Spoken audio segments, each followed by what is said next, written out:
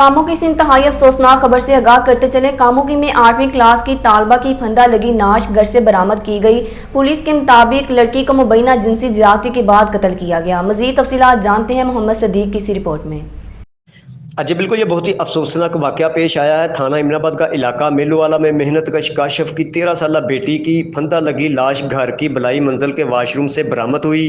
Police के मुताबिक मकतूला घर में अकेली थी। नामालूम अफराद ने घर में घुस के पहले इसे मुबैना जिनसी जाति का निशाना बनाया, बाद में फिर उसकी लाश घर के वाशरूम में लटका दी ताकि वाक़या खुदकुशी मालूम हो। इमराबाद पुलिस मौके पर पहुंचकर लाश को पोस्टमार्टम के लिए तहसील हेडक्वार्टर मुंतकिल कर दिया, जबकि पुलिस की जानिब से शक की बुनियाद पर एक महल्लेदार नौजवान मुजम्मल को हिरासत में भी ले लिया गया। जी।